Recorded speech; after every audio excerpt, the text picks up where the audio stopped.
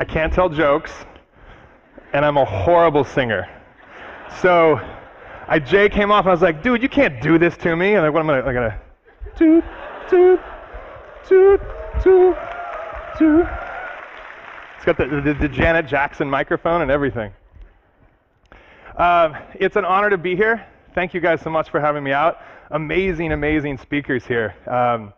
I'm completely inspired by everything that you guys have created. So, my name is Mick EBELING, and I'm going to talk a little bit about what I do for a living, and then I'm going to jump immediately into what has got me so passionate for these last 5 years. I'm a storyteller and a producer by trade. I make really pretty, beautiful visuals that go on screens. I've had a chance to work on things like The Quantum of Solace. I've worked on films like Stranger Than Fiction with Will Ferrell.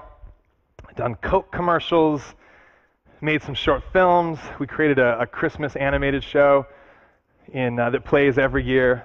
But the story that I'm probably most passionate about, that I want to tell you about, is the story of Tempt. And this is Tempt. And Tempt has taught me about collaboration like no one ever could. And he's also taught me a lot about myself and has completely changed my life over the last 5 years. Tempt is a graffiti artist. And he was in the 80s and 90s, was probably the foremost graffiti artist in the West Coast. And one day he came home from a run and he said, "Dad, my legs are tingling." And that was the onset of ALS. And ALS is called Lou Gehrig's disease. And it's like the blob. It starts at your toes. There's a couple different ways, but it starts at your toes, and it works up your body, and it renders you completely paralyzed. So now Tempt is bedridden, and he only has the ability to grind his teeth and move his eyes.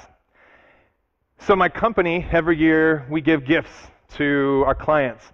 And in 2009, we decided we're not going to give gifts to our clients. We're going to actually, let's make a donation on someone's behalf. So we decided that we're going to make a donation on behalf of our clients to the Tempt One Foundation. So I drove out to downtown Los Angeles, and I sat down with his brother and his father. And I said, all right, so we're going to give you some money. What are you guys going to use it for? And before I even got the words out of my mouth, his brother said, I just want to talk to my brother again. I just want to communicate with him. And I was like, what are you talking about? I mean, I've seen Stephen Hawking. Yes, I know he's paralyzed, but I mean, all paralyzed people have the ability to talk through that little talkie thingy that they all have, because I'm a scientist, so I say talkie thingy because that's a technical term.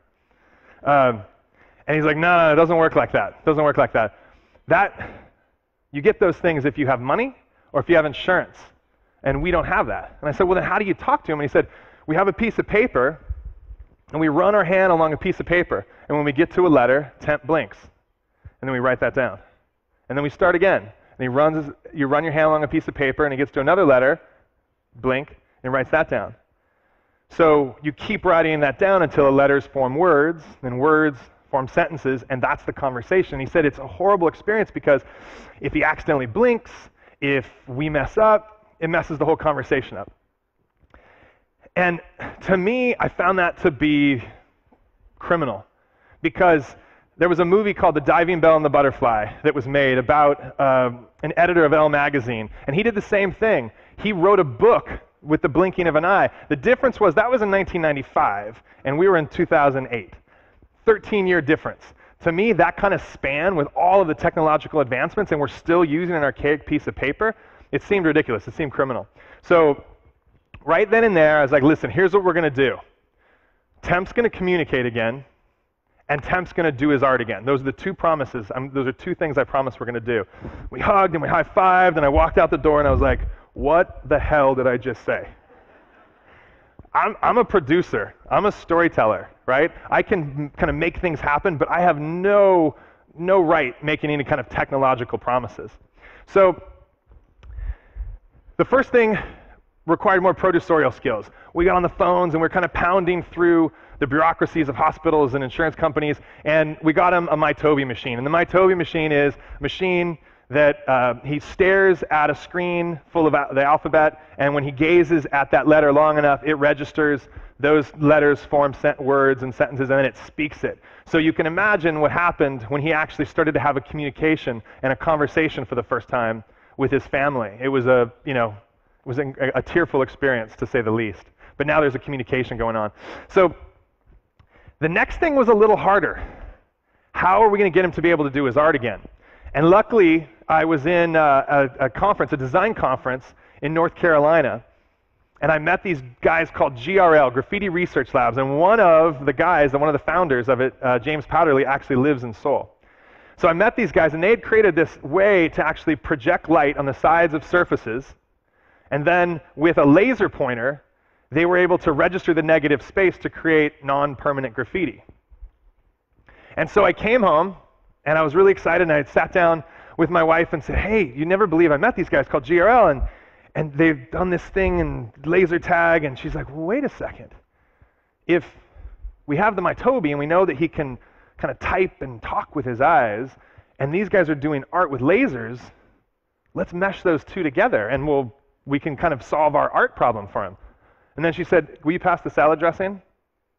And I was like, wait, what do you mean pass this out? That's it. That's what we need. That was kind of the nugget that we needed. And she's a filmmaker. She's not a technologist either. So that kind of launched this process. We flew all these programmers and hackers out to our house. We moved out of our house, cleared out the living room, and we bought all round-trip tickets. So we knew that we had 2.5 weeks and a lot of beer and a lot of spaghetti and a lot of pancakes to figure out something. And our kids got involved.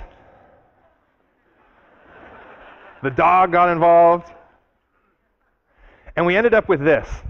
This is the iWriter. And the iWriter is really simple. I live in Venice Beach. It's a very cheap pair of sunglasses from the Venice Beach Boardwalk, a wire, and a webcam. It's really that simple.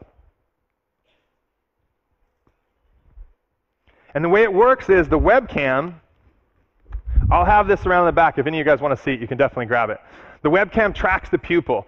Think of the pupil as the tip of the pencil, and the blinking, engaging, and disengaging that pencil on the piece of paper. And this is what it looks like when Temp drew his name with his eye. I'll do that again. So what we realized we had here was we'd helped Temps, but we realized this is a DIY. The code we're publishing open source. It's a DIY device. This is something that could help beyond Temp. This is something that could go and help anybody regardless of their socioeconomic status, how much money they make, what country they're from. And we thought we were onto something. And little did we know. So we went to the hospital. We went into Temp's room. We set up a wireless projector, wireless signal to project down into the parking lot. We actually broke into the parking lot in the car dealership and projected light up on the wall. And we kicked his bed around, and he looked past his life support system. That's his life support system. Past his life support system, down into the parking lot where his friends and family had gathered. And he drew again for the first time in 7 years. And thank you.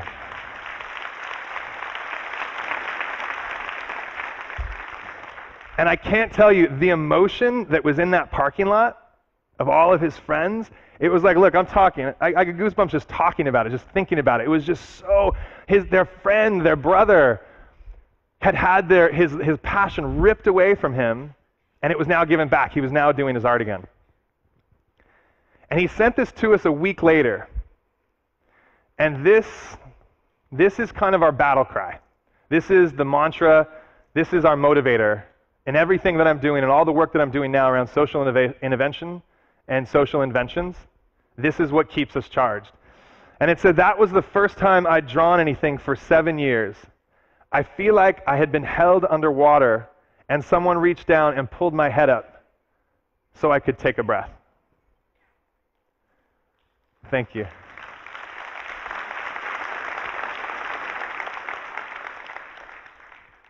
So what happened next, there's no way we could ever predicted it. In fact, if we tried to predict it, if we tried to create it, there's no way we could have predicted it.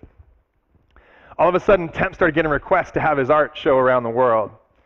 We used the iWriter to have him do a drawing, and then we extrapolated that into a physical sculpture and had that sculpture be at the Pasadena Museum of Contemporary Art. And we didn't announce in the exhibition that it was made by a paralyzed person. It was just a piece of art, and it blew people away. It was by far the best piece in the show. I sent a team to Mumbai for the theory to create a device that could be created locally, regardless of socioeconomic status. You could create it. And we did it. We succeeded. We created the Mumbai writer. There was all kinds of press. I got a chance to speak at TED, which I'll get to in a second. Gizmodo called us 8 incredible health inventions that transform lives. We were part of the permanent installation of the MoMA. Time Magazine had us in there. It just, and on and on and on, right? Well, then I got this email. This email on December 13th at 5:30 in the morning. I don't sleep a lot, so I get up early. And this email came in, and it said, "To whom it may concern, we're so happy to tell you that we're developing the iCan inspired by your iWriter. Thank you for your idea, iWriter. It inspires us to help people in need." And I was like, wait, it's working. This is amazing. Across the ocean, people had started to create the iWriter and expand upon it. They took what we created and they made it better. And they started to distribute it to other people in need. And you're going to meet that team. I just met that team last night, so I'm super excited to have them out here in a bit. But that's the team iCan from Samsung.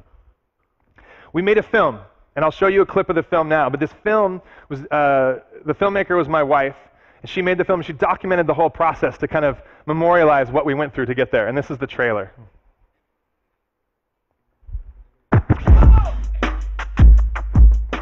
Tempt is the ultimate graffiti artist. He's put Los Angeles on the map. He's always been next level. He probably is the most versatile artist. Tempt is an innovator. People respect him. They know who he is. He's an OG. He's such a force. Nobody compares with his style. He's one of the top 5 in the world. Him being laid up, I don't think about that.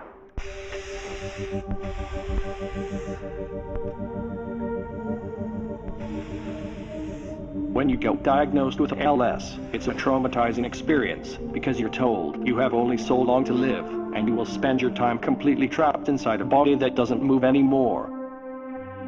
I hate seeing him like that. There's so many times where he could have just slipped away, but he's sticking it in there. It's all about that one phone call that I almost did not pick up. Mick EBELING was on the other end. I had to be involved with Tempt and just helping him. I had no idea how I was going to come through on what I committed to.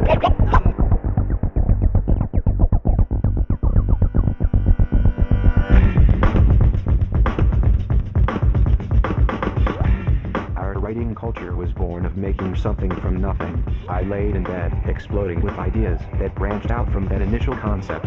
That's when I knew I wasn't done yet. Thank you. So if you'd like to see the movie, keeping in the philosophy that we abide by, the movie is available for free. You go to Getting Up the Doc, make a donation of however much you want, and you can download the film, and then a portion of those profits are going to go to supporting Tempt to continue his nursing care at his hospital. So Tempt taught me a lot, but I want to share with you 4 things that I learned about collaboration quickly, and then I want to tell you about some of the new things that we're up to that we're very excited about. The first thing is I learned that by nature, as human beings, we are all collaborators. We collaborate whether we know it or whether we like it or not, quite frankly. The premise of open source is reusing and recycling information and building upon it, right? Well, it made me think, what other things do we as humans, if we don't consider ourselves open sourcers, and we don't consider ourselves people that abide by that philosophy, what other things utilize that? Language. Language is an aggregation of the learning that, our ancestors and people before us have kind of built upon, right? If you're from this part of the world, that's been for centuries. If you're in my part of the world, it's been a couple hundred years. Science. Science has been built upon, you have a premise, you have a theory, you prove it, someone comes in and kicks it to the curb, disproves it, and they build something else, and it continues to grow. How many people in this room have an MBA? Raise your hand if you have an MBA. You spent 2 or 3 years and a lot of money in an open source mentality, studying companies, studying case studies of people who have come before you to figure out what works, what doesn't work, right? That's essentially what an MBA is. Then you create your own opinions, your own theories, your own inventions based on that. So by nature, we are collaborators, and our future is really based on the collaboration that we do with the past. That was the first thing. The second thing, failure promotes collaboration. We failed so many times in the creation of the iWriter.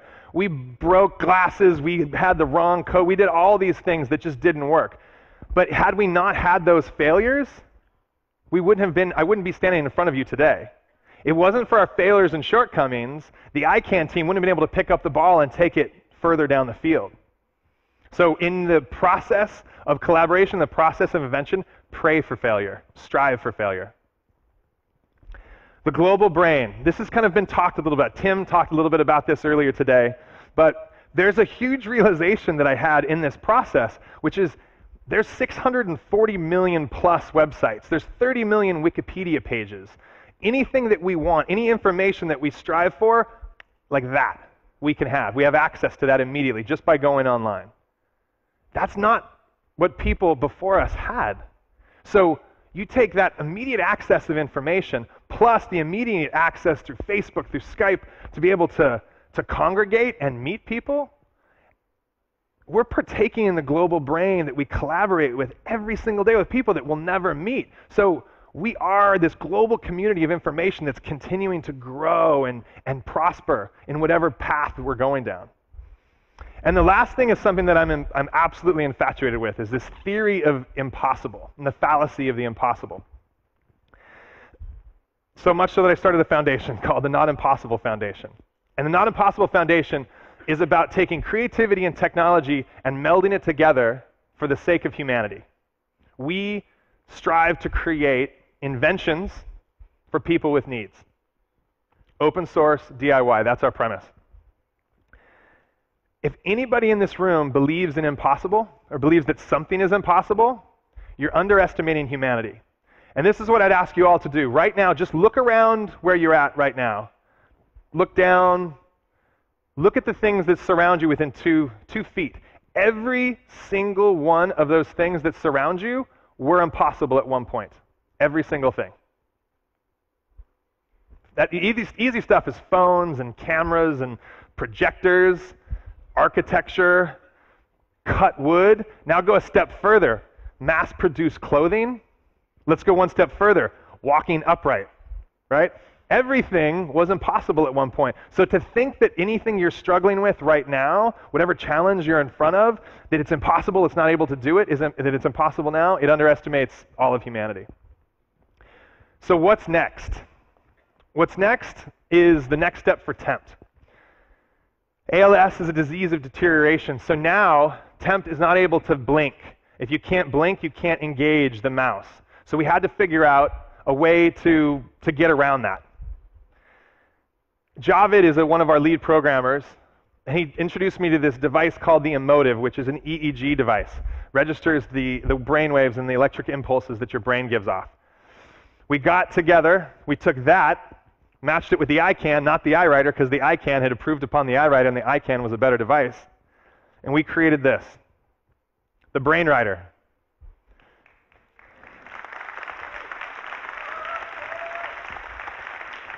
And this is Javid, so you can see how this works, but it's pretty basic. Your eyes are controlling the mouse and where the mouse goes, and instead of blinking to engage and disengage, he now just thinks. So we've gone from blink to think. And we didn't invent any of it. We just took the technology that existed, melded it together, and made it accomplish something that we needed it to have happen for tempt. This is one of my favorite slides because I come from a design side, and it's everything that I try to create is refined and beautiful. This is straight out of Microsoft Excel. It doesn't get any uglier than this. But it's an amazing slide because what we learned from this process was in the failure that we ran into with the iWriter and the creation of the BrainWriter, not only did we kind of navigate an obstacle that came in front of us, but we reduced the amount of time that it takes to create an action by over 30%. When you use the iWriter, it takes this amount of time. When you use the BrainWriter in our first test, it took this amount of time. That was an accidental discovery, and something that level of efficiency is something that we hope to translate into some of the other things that we're doing. So how? This is a question that I am asked every single time I talk about Tempt, I talk about the iWriter. The how is this: how can people get involved? How can we continue to do these things? And what else is on the horizon? And I'm very, very excited to tell you guys that today is the first day anybody has ever seen this logo. It's the first day anybody's ever heard of this new venture. We decided to make the formal announcement and launch. I don't even think the Soul Digital Forum people know this. This is the first announcement of the Not Impossible Labs. And the Not Impossible Labs, thanks. The Not Impossible Labs is based on this manifesto, which is, we are all makers, engineers, artists, thinkers, family, and friends.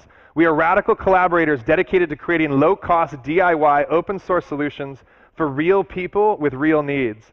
We give away what we do because changing one life can change many lives. We make things not impossible, and now you can too. And this is what this is.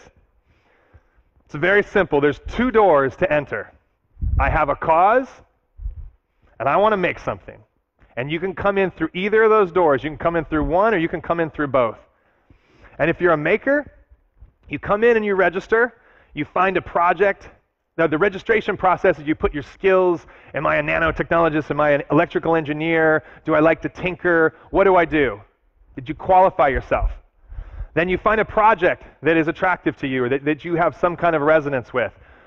Since today we're just launching for the first time, in the future what we want this to be is similar to a dating site, where the site is going to learn what you like, what your tendencies are, based on your geography, based on your skills, based on your affinities, and we'll match you with projects that could utilize someone like you if you're a maker. You join the team, you solve problems, you change someone's life, you have a beer, and then you repeat. If you have a cause, you come in. My brother is paralyzed. He has ALS. I want him to communicate again. I want him to draw again. You post your cause. That cause goes out. You meet the team. You cheer them on. You give them information as they give you feedback. You use their device, and then you spread the word. We want to replicate what we learned from the iWriter process. The difference is this. The iWriter process for me was very personal. I had a relationship with Tempt, and I had a relationship with his father and brother because I'm a father and I'm a brother, and I couldn't fathom not being able to talk to my sons or not being able to talk to my brother. So I wanted to make that change. There's other things that we're working on that I can talk about, but what we know is that everybody here and everybody who comes into the Not Impossible Labs might have a skill or might have a personal connection to something that they absolutely think needs to be changed, an invention that can help someone else's life. That's what we're counting on, those personal reactions and personal connections to things that people feel that absolutely have to be made. The iWriter and the iCan was the first step for us. The BrainWriter and the Laser Cane, which is something I can talk about later, is the next step.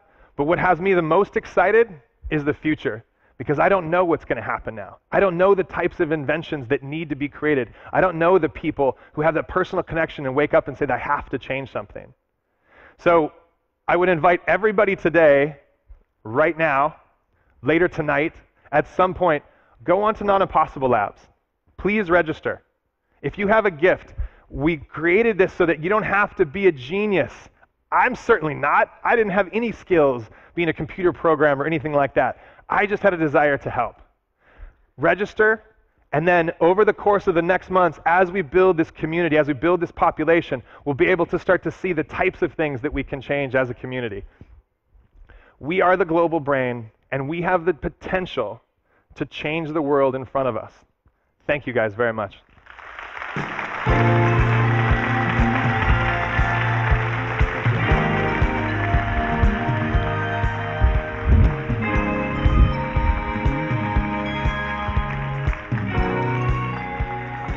Thank you. So next,